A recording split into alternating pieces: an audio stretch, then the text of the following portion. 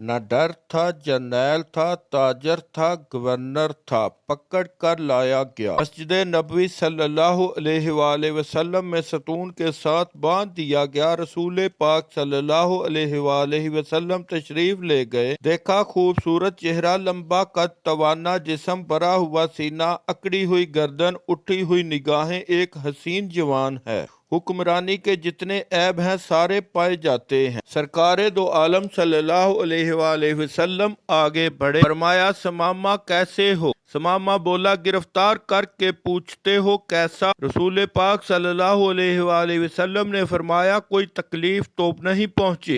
نہ تمہاری تکلیف کی کوئی پرواہ، نہ تمہاری راحت کا کوئی خدشہ، جو جی چاہے کر لو۔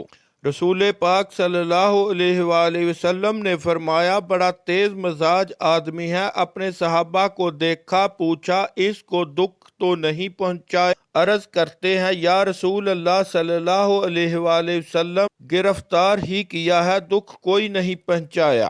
آپ صلی اللہ علیہ وآلہ وسلم نے فرمایا ثمامہ ذرا میری طرف آنکھ اٹھا کر دیکھو تو۔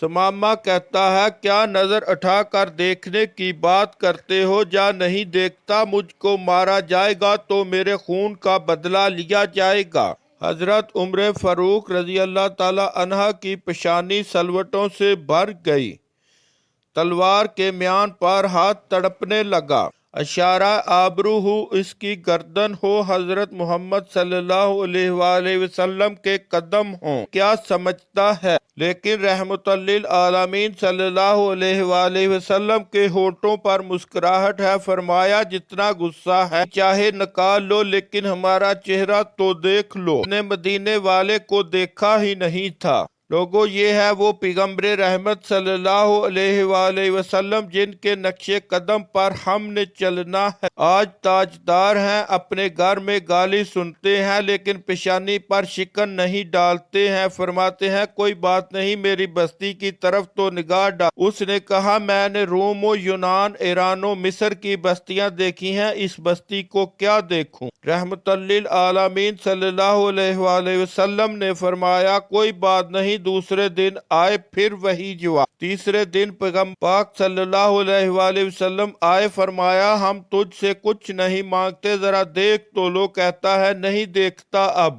ہمیشہ مسکرانے والا پاک پیغمبر صلی اللہ علیہ وآلہ وسلم نے مسکرا کر فرمایا جاؤ ہم نے اسے چھوڑ دیا ہے، چلے جاؤ ہم نے اسے رہا کر دیا ہے، ہم تجھے کچھ نہیں کہہ جاؤ۔ اور اپنے صحابہ کرام کو جن کی تلواریں ثمامہ کی گردن کاٹنے کے لیے بے تاب تھی ان سے فرمایا بڑا آدمی ہے، عزت کے ساتھ لے جا کر اس کو مدینہ سے رخصت کر دو۔ انہوں نے پلٹتے ہوئے اس کے دل میں خیال آیا بڑے حکمران بھی دیکھے، محکوم بھی دیکھے، جرنیل بھی دیکھے، مگر اتنا حوصلے والا تو کبھی نہ دیکھا۔ اس کے چہرے کو دیکھوں ہے کیسا، بس ایک نگاہ پہ ٹھہرا ہے، فیصلہ دل کر دیکھتا ہے، دیکھ کر پٹ بھاگا، دڑکی لگا دی۔ اور ثمامہ کہتے ہی کہ قدم آگے کی طرف بھاگ رہے تھے، دل پیچھے کی طرف بھاگ رہا تھا۔ 2 میل بھاگتا چلا گیا اور جتنی رفتار سے گیا تھا اس سے دگنی رفتار سے واپس پلٹ آیا۔ وہ ماہ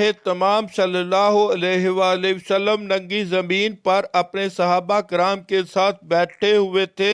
صحن مسجد پر آیا، نبی کریم صلی اللہ علیہ وآلہ وسلم نے نگاہ ڈالی، سامنے ثمامہ کھڑا ہے۔ فرمایا ہم نے تو تجھے چھوڑ دیا تھا، پھر آ گئے کہاں؟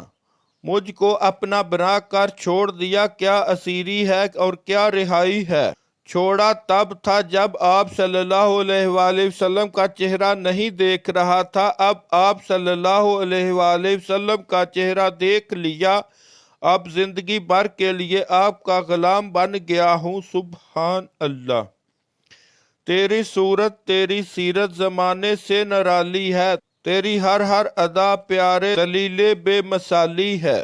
ایک آخری بات عرض کرتا چلو، اگر یہ تحریر اچھی لگے تو مطالعہ کے بعد مزید تھوڑی سی زحمت فرما کر اپنے دوستوں سے بھی شیئر کر لیں۔